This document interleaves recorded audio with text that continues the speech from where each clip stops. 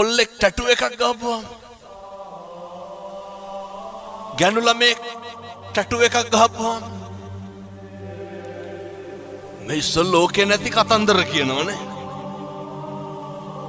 මං ඒ දෙයියගේ නම නම් කියන්නේ එක දෙයියෙක් ඉන්නවා මායම් වෙනකොට හොඳට බොනවා.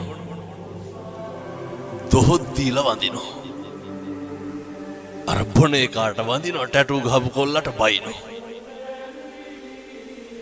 පුරුදු වෙන්න. ප්‍රතිරූප ගොඩ නගන්න එපා කවුරුවත් පිළිබඳව. හේතුව ඒවා කඩාගෙන වැටෙනවා.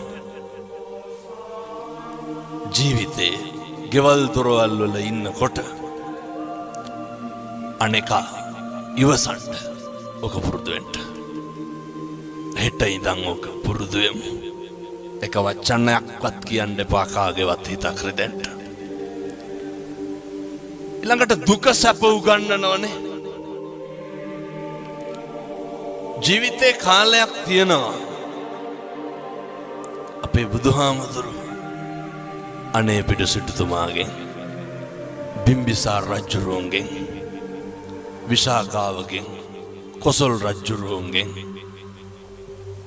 මණික් අල්ලපු කුටිවල වැඩ හිටියේනේ. එහෙමනේ. අවසානයේ වේරංජාවේ වැස්වසුවට පස්සේ යවහල් වළඳන්න උනේ නැත්. මේවා හරි රකෙන දුක සැප ලෝකේ එති යති පෙරලීනේ. මේක සමබර වෙන්න ඕනේ. කම්පා වෙන්න නරකයි දුක් වෙනවා කියලා. බුදුරු දුක් වුණාද? නැහැ.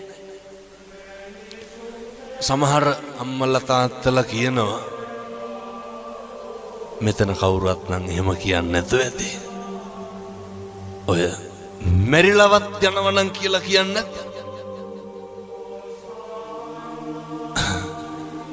හදිසි නම් මට කියන්න. ඔච්චර මැරෙන්න ආස නම් මිරික ගන්න උන 6 විනාඩියක් විතර. අතාරිනවා. කිව්වට හරි බයයි. කවුද මැරෙන්න බය නැත්තේ? එහෙනම් මොකටද ඔය කියලා කම්පා වෙන්නේ? දරා ගන්න පුරුදු වෙන්න. ඒකට නෙමේ ධර්මයක් තියෙන්නේ. අපි දරාගෙන ඉන්නේ මොකෙන්ද? ධර්මයෙන්. දුක් විඳින අපිට සැප විඳින්න වෙයි. සැප විඳින අපිට දුක් විඳින්න වෙයි.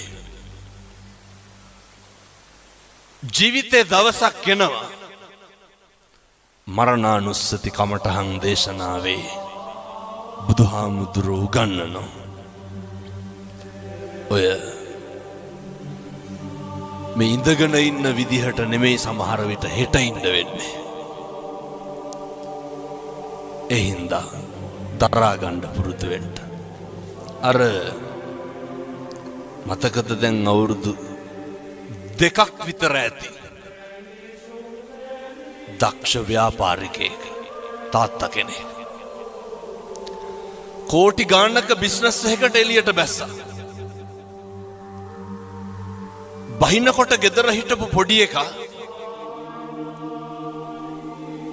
ගල් කැටයක් අරගෙන කාර් එකේ අතුල්ලනවා. තාත්තා ඩිකිය ඇරලා ඩිකියට දැම්මේ බ්‍රීෆ් කේස් එක. ඩිකිය තිබ්බා වීල් බ්‍රෂ් එක. පොඩි එකා ගල් කැටෙන් අතුල්ලනවා කාර් එක. කේන්තිය කොච්චර ආවද කියනවා නම් අර වීල් බ්‍රෂ් එක අරගෙන කොල්ලට ගැහුවා. දමලා ගැහුවා. පොඩි එකා කරන සමහරක් දේවල් දිහා බලලා සතුටු වෙලා නැද්ද තාත්තලා? එහෙමනේ. ප්‍රතිරූප ගොඩ නගන්න එපා. මේ වචනේ නම් කියන්න පුළුවන් පැය 4ක් විතර. මේවා හරි මධ්‍යස්ත වෙන්න. දුකක් ඇති වෙනවා නම් පින්නතුනේ ප්‍රශ්නයක් ඇති වෙනවා නම් මැදිහත් නොවීමේ නිසා නෙමෙයිද? අර පොඩි එකා මොකක්ද අර කාර් එකේ ඇඳලා තිබ්බේ? කොල්ල ගල් කැටයක් අරගෙන කාර් එකේ ලියලා තිබ්බා. මම මගේ තාත්තට ගොඩක් ආදරෙයි කියලා. පුරුදු වෙන්න ඉවසන්න. තප්පර 30ක් ඉවසලා බෙල්ල හරවලා බැලුවනම් ගහයිද ගල් කැටේ වීල් බ්‍රෂ් එකේ. මම මගේ තාත්තට ආදරෙයි කියලා ලියලා තිබ්බේ. ජීවිතේ ඉවසලා බැරිම තැනක් එනවනේ. ඔතන දිවසන්ට මේක හෙට ඉඳන් ප්‍රගුණ කරන්න.